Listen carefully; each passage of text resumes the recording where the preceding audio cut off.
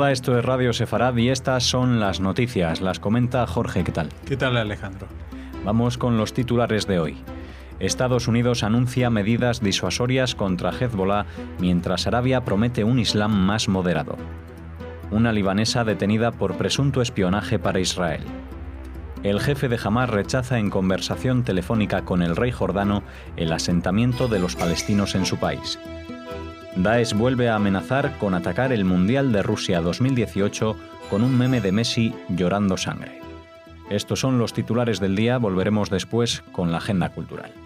El secretario del Tesoro de los Estados Unidos, Steven Mnuchin, se comprometió en Riad a tomar medidas disuasorias contra el grupo chií libanés Hezbollah para suspender sus actividades terroristas.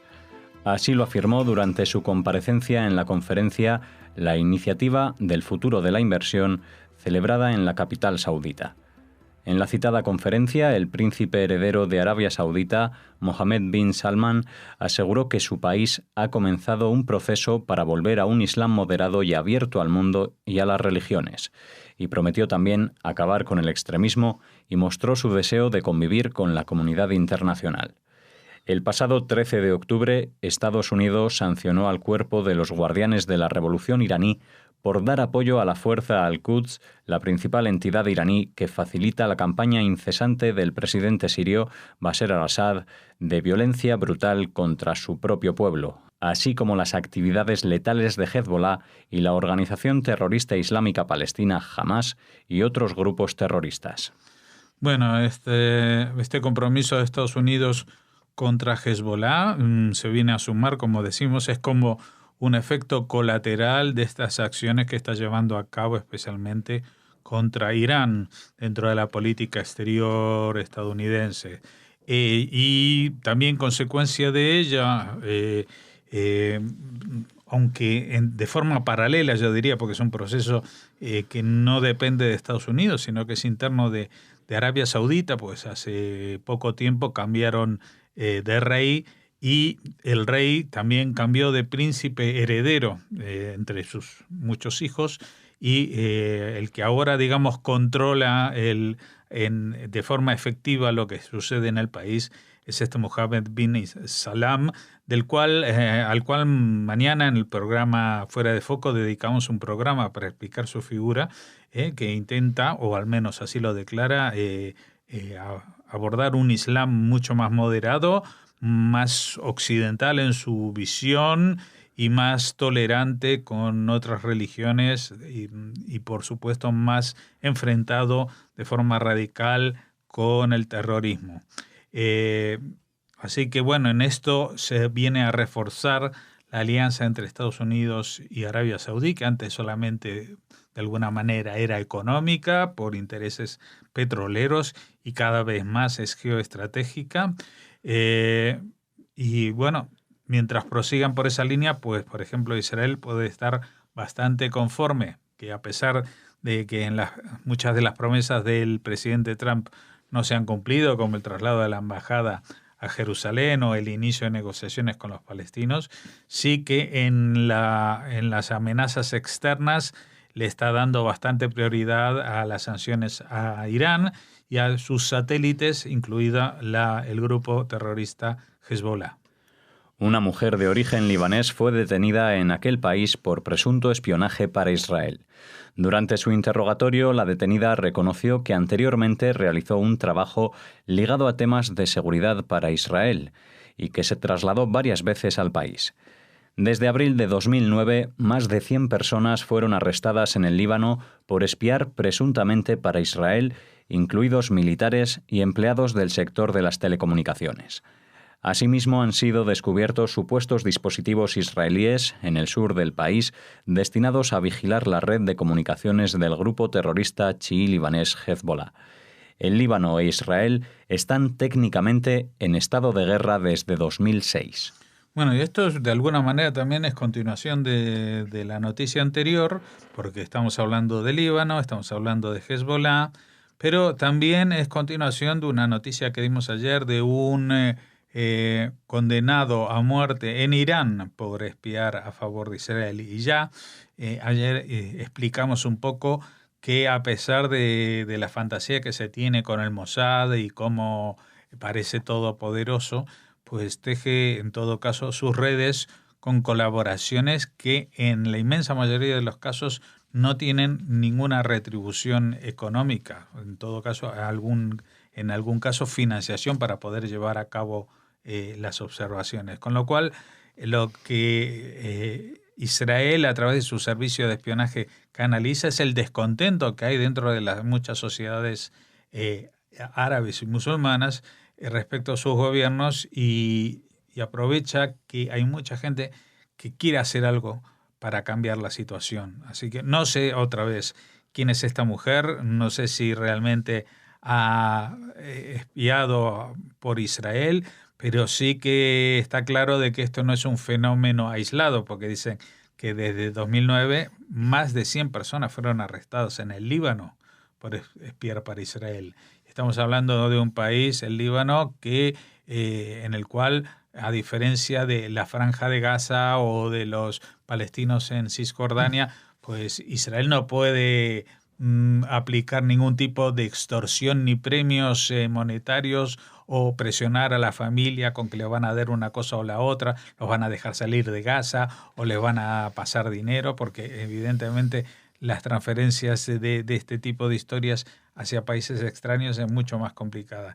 Así que no sé qué tiene esto de realidad, tampoco sé si esto responde a una especie de maniobra también propagandística, porque de pronto que durante 2 días seguidos se hable de espías israelíes en países árabes resulta llamativo. Tampoco es que han habido operaciones importantes que hayan matado esta semana a algún dirigente importante de Hezbollah o de Hamas o lo que sea como para que salga en las noticias.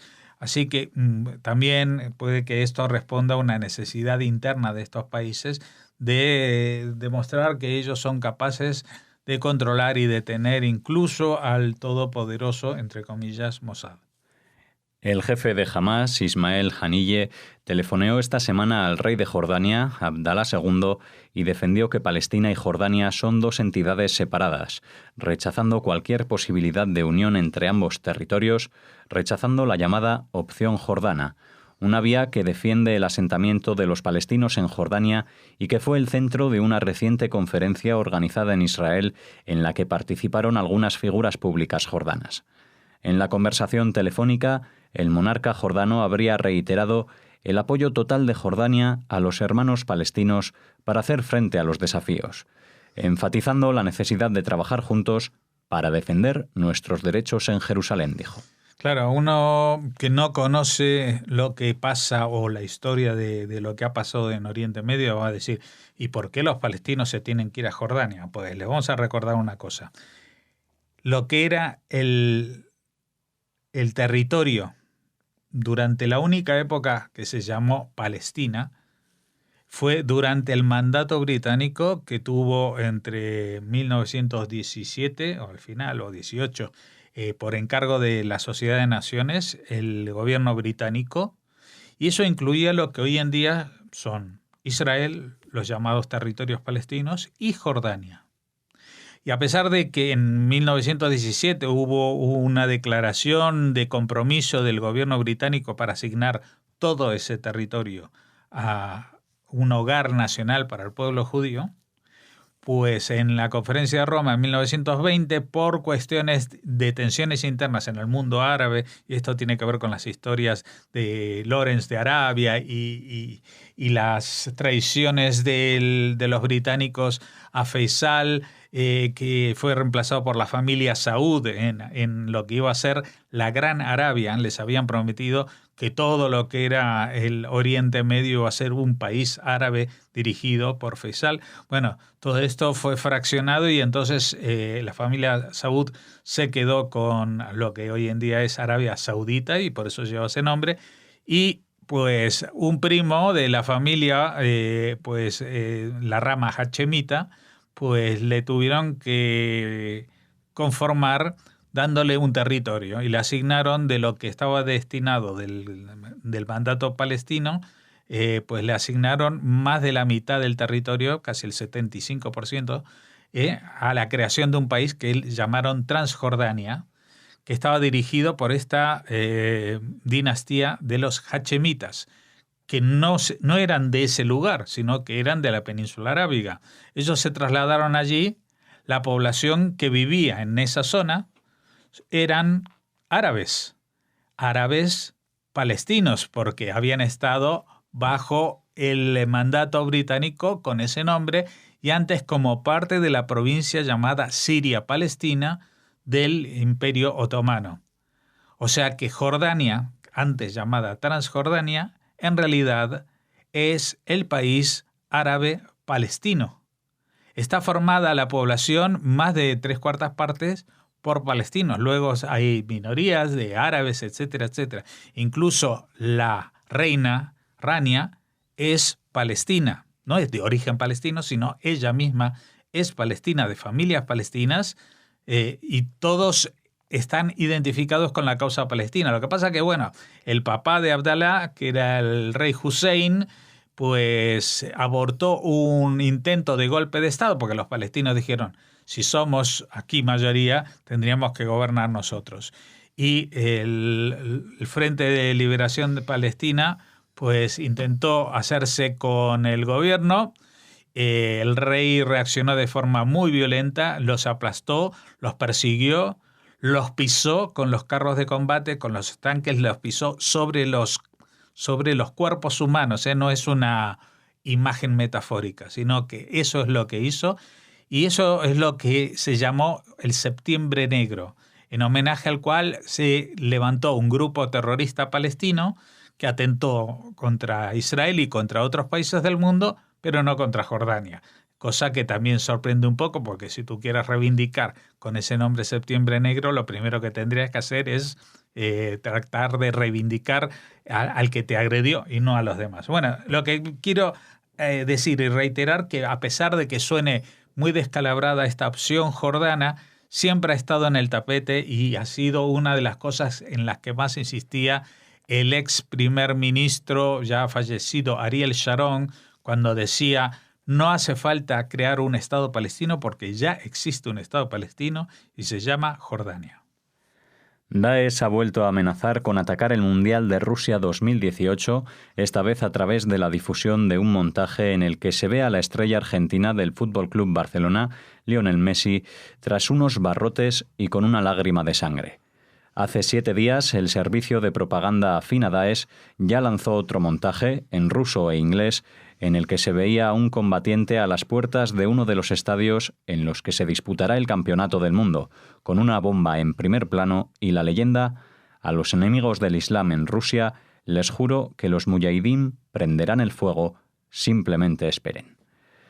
Según un reciente informe, Rusia es el primer país de procedencia de los combatientes que se unen a Daesh, unos 4.000 que han viajado a Siria e Irak, de los que 400 han regresado ya a su país. La cifra se duplica si se suman los combatientes que proceden de las repúblicas exsoviéticas. Bueno, a ver, el cartel lo pueden ver porque está ilustrando el programa de hoy.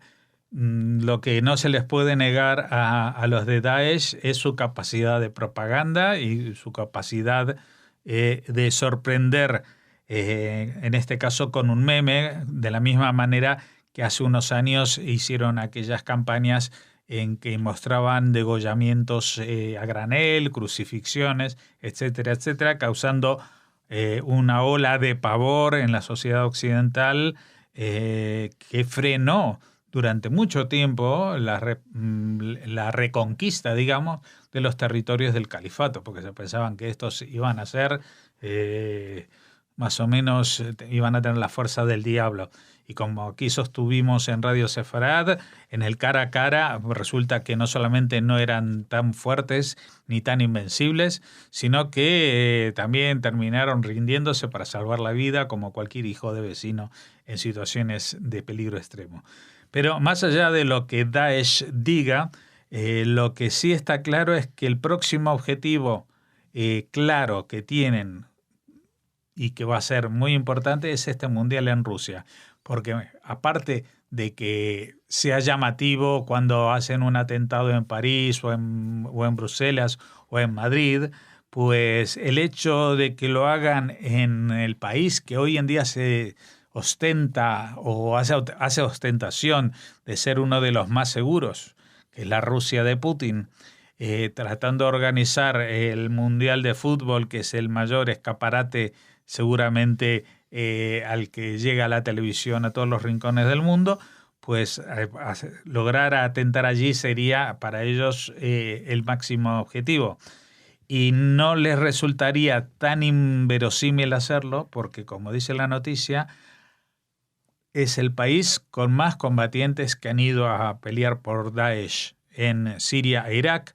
Y ahora sabemos que en Siria e Irak están perdiendo terreno y se sabe que han vuelto 400, pero seguramente volverán muchos más. Los que logren sobrevivir volverán. Y estos que vuelvan no van a colgar los guantes y van a dedicarse a una vida pacífica, sino que lo que van a hacer es tratar de organizarse para combatir al enemigo desde el propio corazón de las ciudades, en este caso de Rusia.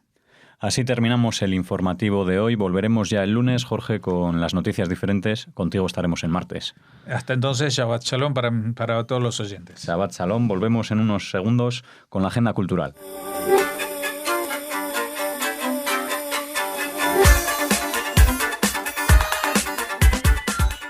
Volvemos con la segunda parte de las noticias, con la agenda cultural. Hola, Raquel. Hola, Alex. Hola a todos. Hola a todos los oyentes de nuevo. Cuéntanos, ¿qué nos traes antes de llegar al fin de semana? Pues mira, empezamos con un encuentro muy interesante que organiza la Comunidad Judía de Madrid. Cuenta con la colaboración del Centro Sefarad Israel y se trata de Top 100 Mujeres Líderes, un caso de éxito. Tendrá lugar en el Teatro Real el próximo 9 de noviembre a las 8:30 de la tarde-noche. Y hay que decir que parte de la recaudación de este encuentro, al que para asistir hay que abonar 60 euros, bueno, pues parte de esta recaudación irá destinada al beneficio del centro del Colegio Judío Ibn Gabirol, el Colegio Judío de Madrid. ¿De qué nos habla este networking, este evento de networking conectado con el liderazgo femenino? Surgen varias preguntas. ¿Por qué es necesario un ranking que destaque la presencia de las mujeres en todos los ámbitos? Su invisibilidad o las reglas del juego del poder impulsaron a Mercedes Bullich a crear Top 100 Mujeres Líderes y que se vuelva un referente. Tras 6 años de crecimiento y con un lugar destacado en la sociedad, Mercedes Bullich ha logrado que la iniciativa de desarrollar un ranking especializado en destacar la presencia de las mujeres en todos los ámbitos de la sociedad se vuelva referente.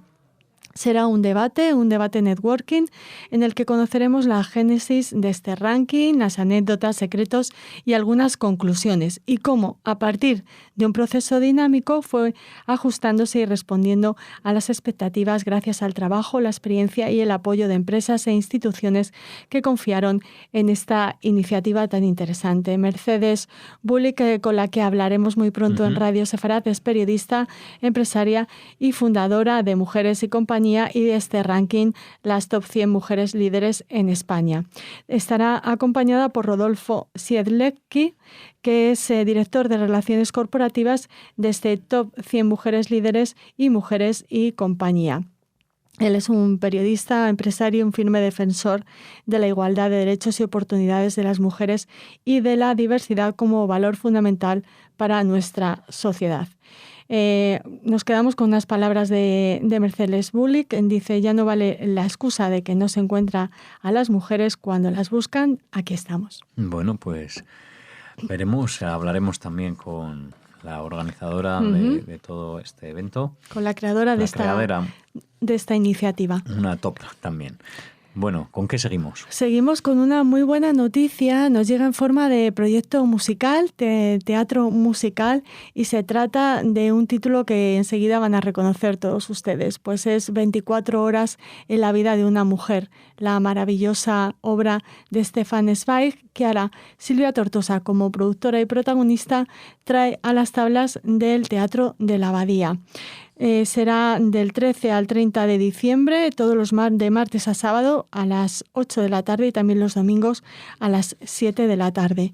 Ha estado girando por España. Uh-huh. Es un montaje que ha recibido el mayor de los éxitos en París, y Silvia Marceau estará acompañada en la escena por Víctor Massin, Felipe Ansola y una orquesta de cámara, y como les decimos es también la productora de este espectáculo que dirige Ignacio García, que ha sido nombrado recientemente del director del Festival Internacional de Teatro Clásico de Almagro, o sea que llegan con unas referencias excelentes. Es una adaptación teatral, como les decimos, del libro de Stefan Zweig, donde se conjugan música, dramaturgia, cine y danza. Conocen ya el argumento muchos de ustedes. Mrs. C es una aristócrata que acaba de enviudar. Observa en el casino de Montecarlo a un jovencísimo jugador que esa noche pierde todo su dinero en la ruleta. Desesperado, el joven abandona el casino y ella, tras seguirlo, consigue evitar su suicidio. Compasiva, le ofrece pagar su alojamiento esa noche y darle una cantidad para que abandone Montecarlo al día siguiente y pueda saldar sus deudas. Al llegar al hotel, el joven se aferra desesperadamente a aquella mujer a la que considera su salvadora, y Mrs. C, conmocionada y ante el temor de que el joven intente de nuevo suicidarse, decide no separarse de él durante las siguientes 24 horas. Bueno, pues muy interesante esa trama, que podrán ver, como decíamos, en el Teatro de la Abadía, en Madrid. Uno de los más prestigiosos de España. Y terminamos con una buenísima noticia que nos llega de la mano de Mercedes Monmany y la editorial Gutenberg. Uh-huh. Galaxia Gutenberg ya está en nuestras librerías. Ya sabes que volveré. 3 grandes escritoras en Auschwitz: Irene Nemirovsky, Gertrude Colmar y Etty Hillesum. Es un libro que Mercedes Monmany consagra a estas 3 grandes autoras que murieron en Auschwitz a través de sus destinos distintos en sus orígenes, pero emparentados trágicamente al final por la barbarie. Monmany traza la desaparición de gran parte de la intelectualidad europea y de la tradición de la modernidad judía que tanto transformó la identidad del continente desde Spinoza hasta la irrupción de los totalitarismos. Pero al mismo tiempo describe su imbatible voluntad de vivir, su preocupación por los demás, su optimismo reflejado en el título del volumen. Ya sabes que volveré, como decían una y otra vez en sus correspondencias estas 3 autoras. Bueno, pues ya sabes que volveré, editado, como decíamos, por Galaxia Gutenberg. Es la recomendación literaria. Sí, la súper recomendamos. Siempre Mercedes Monmany nos sirve de faro y de guía a la hora de orientarnos en nuestras lecturas, y en este caso somos nosotros los que recomendamos fehacientemente su nuevo libro. Bueno, pues con él nos despedimos. Les deseamos a todos un feliz fin de semana. Y Shabbat Shalom. Y Shabbat Shalom. Nos vemos en las noticias de los lunes, Raquel. Hasta entonces. Hasta entonces.